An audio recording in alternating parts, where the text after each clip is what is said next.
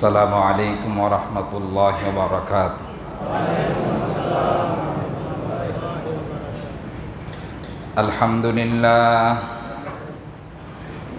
আলহামদুলিল্লাহ নাহমাদুহু ওয়া নাস্তাঈনুহু ওয়া নাস্তাগফিরুহু ওয়া নু'মিনু বিহি ওয়া নাতাওয়াক্কালু আলাইহি ওয়া নাউযু বিল্লাহি মিন শুরুরি আনফুসিনা ওয়া মিন সাইয়্যাতি আ'মালিনা। من يهده الله فلا مضل له ومن يضلله فلا هادي له ونشهد أن لا إله إلا الله وحده لا شريك له ونشهد أن سيدنا وسندنا وحبيبنا وطبيبنا ومولانا محمدا عبده ورسوله. أما بعد فأعوذ بالله من الشيطان الرجيم. بسم الله الرحمن الرحيم. ومن آياته أن خلق لكم من أنفسكم أزواجا لتسكنوا إليها وجعل بينكم مودة ورحمة. صدق الله العظيم وصدق رسوله النبي الكريم ونحن على ذلك من الشاهدين والشاكرين والحمد لله رب العالمين. الحمد لله الحمد لله الحمد لله। আল্লাহ সুবহানাহু ওয়া তাআলার দরবারে হাজারো লাখ কোটি শুকরিয়া। আল্লাহ সুবহানাহু ওয়া তাআলা আমাদেরকে পবিত্র রবিউল আউয়াল মাসে জুমা আদায় করার লক্ষ্যে সালাত কায়েমের অপেক্ষমান থেকে কোরআন সুন্নাহর আলোকে কিছু দ্বীনি কথা বলা এবং শোনার তৌফিক দিয়েছেন। দিল খুলে কালিমাত শুকর আদায় করছি আলহামদুলিল্লাহ। মুআজ্জাজ হাজিরিন, রবিউল আউয়াল মাস আলোচনার দাবি ছিল দুজাহানের বাদশাহ হযরত মুহাম্মদ মুস্তাফা সাল্লাল্লাহু আলাইহি ওয়াসাল্লাম এই ধরনের আগমন, তার বারাকাত, এই প্রসঙ্গে আলোচনাই যুক্তিযুক্ত। তবুও বিগত জমায় আমরা একটা বিষয় নিয়ে আলোচনা করছিলাম, যে আলোচনাটা হলো মানব জীবনের এমন একটা অংশ, যে অংশে মুসলিম অমুসলিম, আস্তিক নাস্তিক, যত শ্রেণী পেশার মানুষ আছে না কেন, এই আল্লাহ তাআলার দয়া থেকে কেউ ভিন্নমত পোষণ করে নাই, শয়তান ব্যতীত।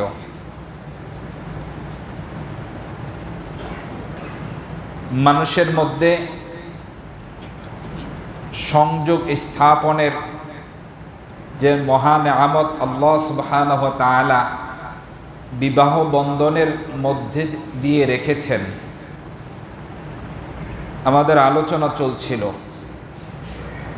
আল্লাহ সুবহানাহু ওয়া তাআলা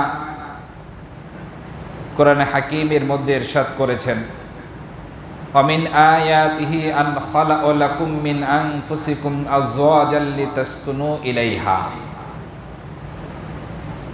প্রত্যেক পুরুষের থেকে তার স্ত্রীকে, পত্নীগণকে আল্লাহ তাআলা সৃষ্টি করেছেন। কেন করেছেন? লিতাসকুনু ইলাইহা, যাতে পুরুষ তার স্ত্রীর কাছে, পত্নীগণের কাছে শান্তি এবং সান্ত্বনা লাভ করতে পারে। শান্তি তো বুঝে আসে, সান্ত্বনা কি করে হয়? তার দৃষ্টান্ত জনাবে মুহাম্মদুর রাসূলুল্লাহ সাল্লাল্লাহু আলাইহি ওয়াসাল্লাম রেখে গিয়েছেন। ইতিহাস আমাদের সকলেরই জানা আছে। যখন আল্লাহ সুবহানাহু ওয়া তাআলা হযরত মুহাম্মদ মুস্তাফা সাল্লাল্লাহু আলাইহি ওয়াসাল্লামকে 40 বছর বয়সে পয়গম্বরী দান করবেন। তখন হেরা গুহার মধ্যে তিনি যে ধ্যানমগ্ন ছিলেন, পক্ষান্তরে আল্লাহ সুবহানাহু ওয়া তাআলা যার অপেক্ষায় রাসূল আরবি সাল্লাল্লাহু আলাইহি ওয়াসাল্লামকে এই হেরা গুহার মধ্যে অবস্থান করিয়েছেন, জিবরাইল আলাইহিস সালাতু ওয়াস সালামের মাধ্যমে নবুয়ত প্রাপ্ত হলেন। ইতিহাস আমাদের সকলের জানা আছে। সর্বপ্রথম যখন জিবরাইল আলাইহিস সালাতু ওয়াস সালামের সাথে দেখা, তার পরবর্তী অবস্থা, আম্মাজান খাদিজাতুল কুবরা রাদিয়াল্লাহু তাআলা আনহার কাছে এসে এই কথা ব্যক্ত করেছেন, আমি শেষ হয়ে যাব, আমি ধ্বংস হয়ে যাব। তার যে ভয়, আশঙ্কা, এগুলোই প্রকাশ করেছেন। কথা কম বেশি আমরা সকলেই জানি। পক্ষান্তরে আম্মাজান খাদিজাতুল কুবরা রাদিয়াল্লাহু তাআলা আনহা কি বলেছেন? কাল্লা, কঠিনও না, কখনো না, আপনি ধ্বংস হইতে পারেন না। কারণ আপনি এতিমের অভিভাবক, অসহায়ের অভিভাবক, দুস্থ মানুষের অভিভাবক। সমাজের মধ্যে বিশৃঙ্খলা যেন সৃষ্টি না হয়, এই জন্য আপনার যে আপ্রাণ চেষ্টা, মানুষের কষ্টে, সুখে, দুঃখে, প্রত্যেকটা অবস্থার মধ্যে আপনার যে পেরেশানি, আপনি কঠিন কালেও ধ্বংস হইতে পারেন না। মুফাসসিরিনগণ লিখেন,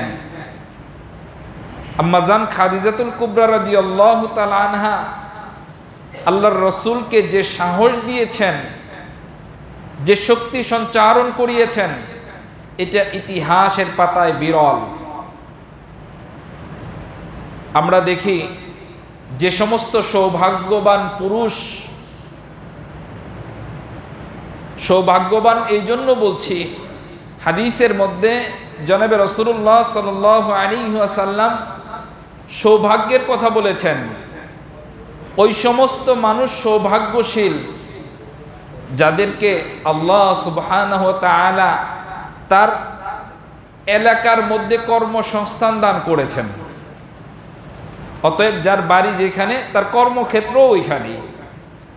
এটা আল্লাহর রাসূল তার জন্য সৌভাগ্যের একটা আলামত বর্ণনা করেছেন।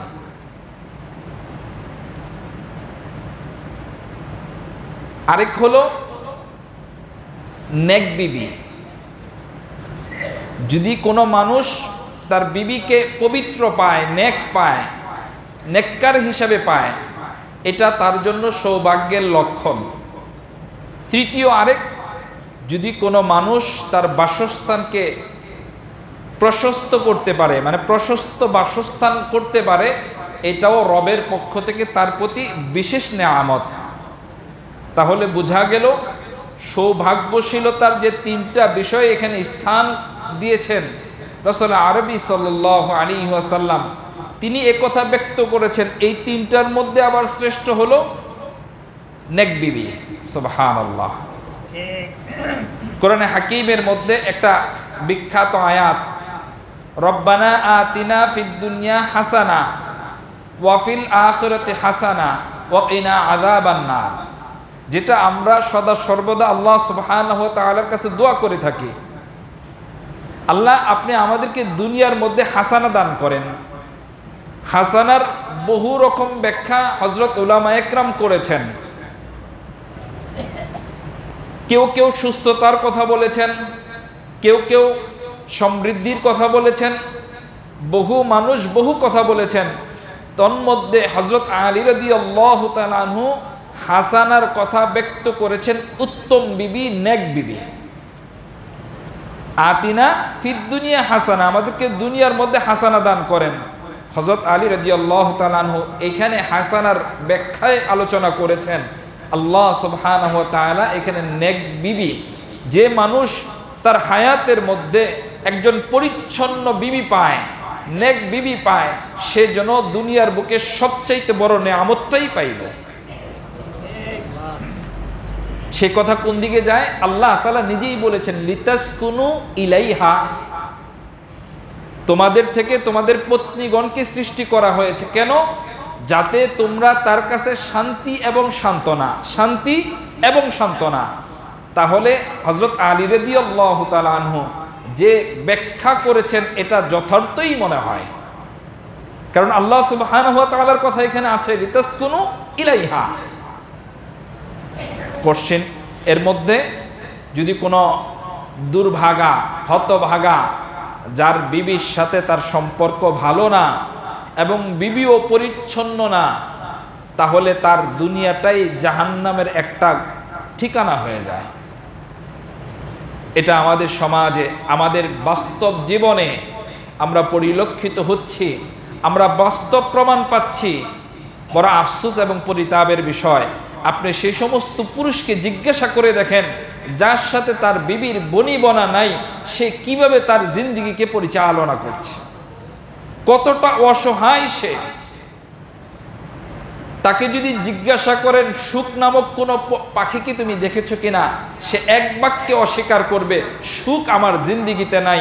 তার গাড়ি আছে, তার বাড়ি আছে, সহায় সম্পত্তি সব আছে, শুধুমাত্র বিবির সাথে সুসম্পর্ক না থাকার কারণে দুনিয়ার মধ্যে যে তার আল্লাহ তাআলার পক্ষ থেকে যে নেয়ামত, এই নেয়ামতটাই চলে গেছে।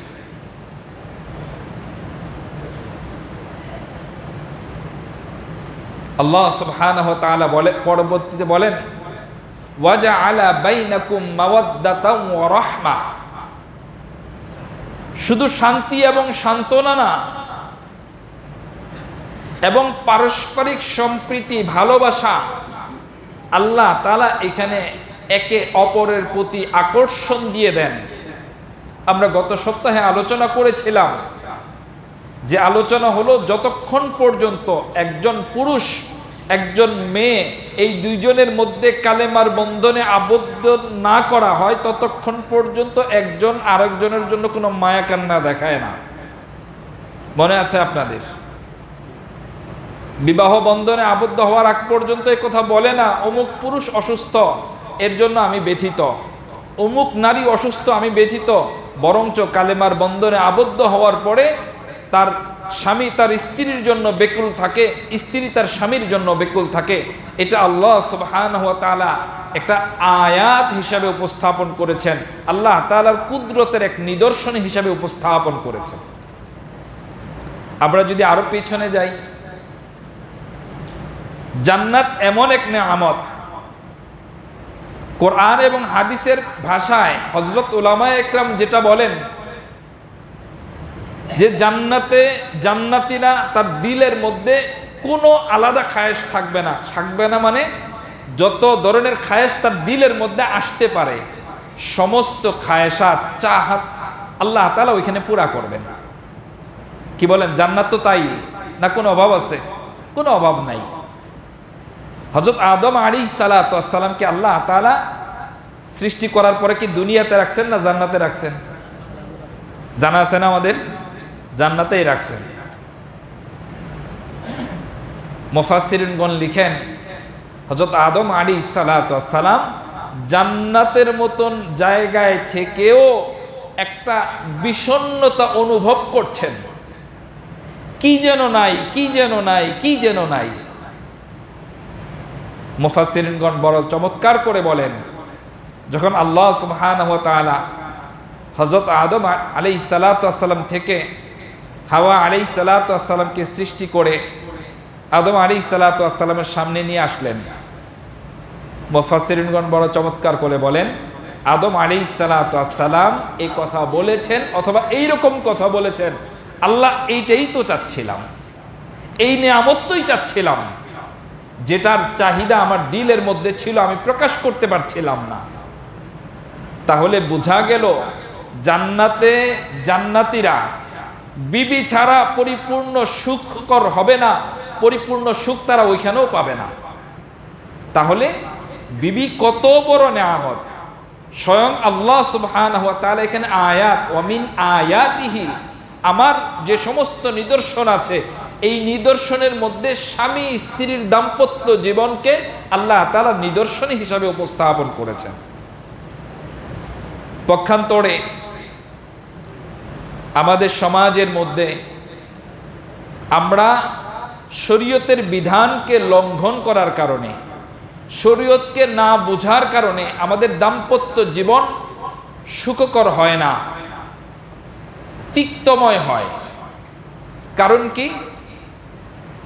হযরত আবু হুরায়রা রাদিয়াল্লাহু তাআলা আনহু থেকে রওয়ায়েত, রাসূল আরবি সাল্লাল্লাহু আলাইহি ওয়াসাল্লাম ইরশাদ করেন, তুনকাহুল মারআতু আরবাঈন। মানুষ সাধারণত 4টা বিষয় দেখে বিবাহ বন্ধনে আবদ্ধ হয়, মানে বিবাহ করে পুরুষদের ক্ষেত্রে। আল্লাহ রাসূল সাল্লাল্লাহু আলাইহি ওয়াসাল্লাম একে একে বর্ণনা করেন। লিমালিহা ওয়ালি নাসাবিহা ওয়ালি জামালিহা ওয়ালি দীনিহা। পুরুষরা সাধারণত 4টা বিষয় দেখে মেয়েদের কি বিবাহ করে। তন্মধ্যে লিমালিহা, কোনো মেয়ের যদি অধিক সম্পদ থাকে, লিজামালিহা, সৌন্দর্যতা থাকে। এক নারী অনিন্দ্য সুন্দরীর অধিকারী, বাস পুরুষের আর কিছু দরকার হয় না। এই সুন্দরীর পিছনে সে ঘুরে ঘুরে তার সময় সবকিছু অর্থ সম্পদ নষ্ট করে শুধুমাত্র তাকে বিবাহ করার জন্য। আমরা সকলেই জানি বর্তমান সময়ে শুধুমাত্র সৌন্দর্যের পূজারী যারা, তারা কঠিন কালেও সুখকর হয় নাই, তাদের দাম্পত্য জীবন সুখেরা হয় নাই। যার বাস্তব প্রমাণ যদি আমরা বলি, পেপার পত্রিকায়, প্রিন্ট মিডিয়ায় যত ধরনের প্রচারযোগ্য অথবা নাট্যমঞ্চের অভিনেতা, তাদেরকে যদি আমরা উদাহরণ হিসেবে টেনে আনি, আমাদের ভুল হবে না। কি বলেন?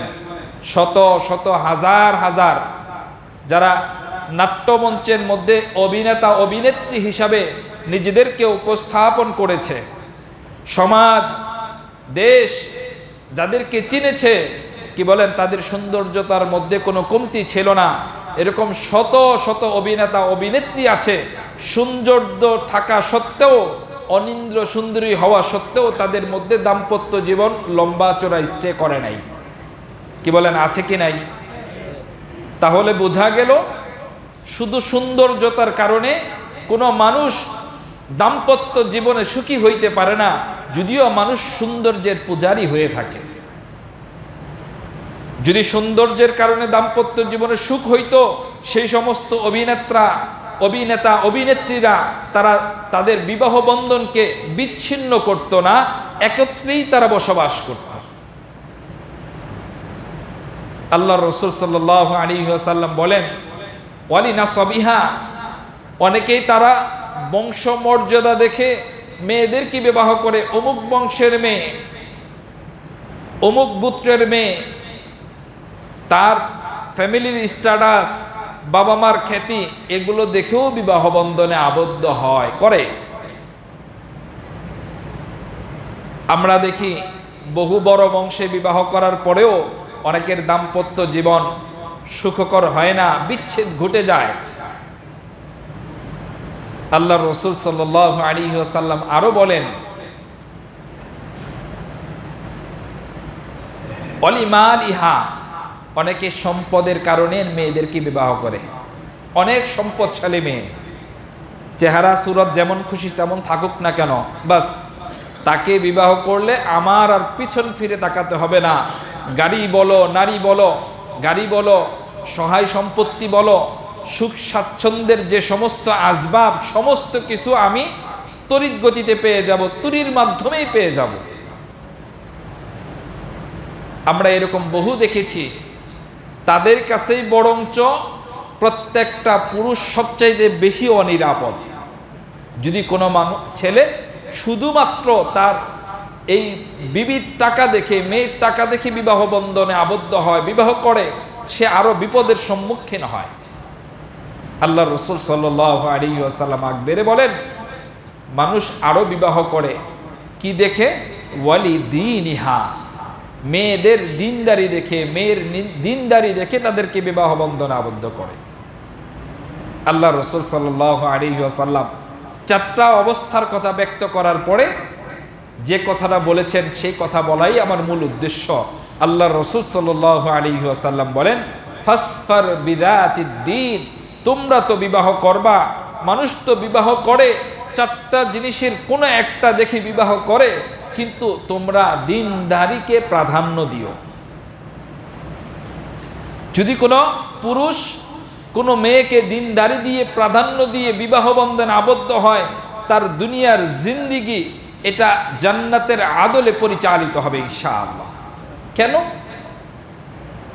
কারণ হলো, যে কথা আমরা গত সপ্তাহে বলেছিলাম, যে দাম্পত্য জীবনে শুধু খাওয়া পড়া নিয়ে থাকা, বাসস্থান নিয়েই শুধুমাত্র বিচ্ছেদ ঘটে না, বরঞ্চ ছেলে মেয়ের মধ্যে পারস্পরিক ভালোবাসা না থাকার কারণে, শ্রদ্ধাবোধ না থাকার কারণে, একে অপরের হকগুলোকে না জানার কারণে, একে অপরের অধিকারটুকু না জানার কারণে তারা বিচ্ছেদের মধ্যে হয়।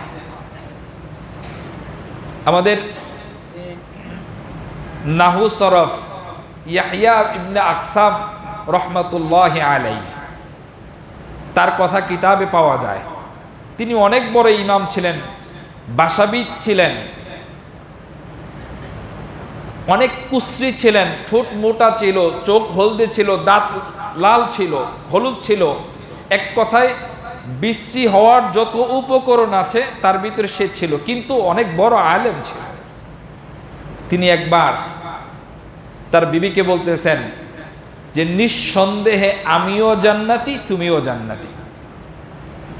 বিবি বলতেছে, সেটা কিভাবে? কয়, দেখো, আমার মতন কুশ্রী বিশ্রী চেহারার অধিকারী এই আমি তোমাকে পাওয়ার উপযুক্ত ছিলাম না।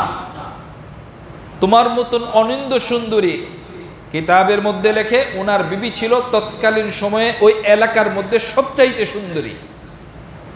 এমন সুন্দরী মেয়ে আমার পাবার কথা ছিল না, তবুও আল্লাহ তাআলা আমাকে তোমাকে দান করছে। এই জন্য আমি রবের দরবারে প্রতিনিয়ত শুকরিয়া আদায় করি। আর কিতাবের মধ্যে আসছে, যে মানুষ বেশি বেশি শুকরিয়া জ্ঞাপন করে, আল্লাহ তাআলা এই শুকরিয়ার বদৌলতে তাকে নেয়ামত দান করবেন, এবং এই নেয়ামতটা এক সময় জান্নাত হিসাবে রূপান্তরিত হবে। তার বিবি বলতেছে, তাহলে আমি? বলতেছে, দেখো, তোমার মতন অনিন্দ সুন্দরী, আমার মতন কুশ্রী বিশ্রী পুরুষের উপযুক্ত না, বরঞ্চ তোমরা তো সুদর্শন পুরুষের উপযুক্ত। বাকি আমার মতন কুশ্রী বিশ্রী পুরুষকে বিবাহ করে তুমি যে ধৈর্য ধারণ করছো, সবর করছো, এই সবরের বিনিময়ে আল্লাহ তাআলা তোমাকে জান্নাত দান করবে। তাহলে আমি শুকরিয়া আদায় করে জান্নাতি, তুমি সবর করে জান্নাতি। মুহতারাম হাজিরিন, আমাদের দাম্পত্য জীবন, আল্লাহ রাসূল সাল্লাল্লাহু আলাইহি ওয়াসাল্লাম যে বলেছেন, ফাসফার বিযাতিদ্দীন, দিনদারিকে প্রাধান্য দিও। এখন অনেকেই বলবেন, হুজুর আমরা তো বিবাহ করে ফেলছি, আমরা তো এত কিছু বুঝি নাই, এত কথা আমাদের সামনে আসে নাই, আসলেও বুঝি নাই, করে ফেলছি, এখন কি করণীয়? এখন করণীয় কি নতুন করে আবার দিনদারি মেয়েকে বিবাহ? না না, সেটা বলছি না। বরঞ্চ আপনার বিবিকে আপনি দিনদার বানান, নিজে দিনদার হন, বিবিকে দিনদার বানান। আপনি যখন দিনদার হবেন, পাশাপাশি আপনার বিবিকে দিনদার বানাবেন। এই দুইজনের দিনদারির দ্বারা বিগত দিনে যে মন মালিন্যতা, ঝগড়া ফাসাদ, যত কথা আছে, সমস্ত কথা এক বাক্যে শেষ হয়ে যাবে। আমি আপনাদেরকে অনেকবার একটা ঘটনা শুনিয়েছিলাম, আল্লাহ রসুলের আদর্শের কথা। কি আদর্শ? যে আল্লাহ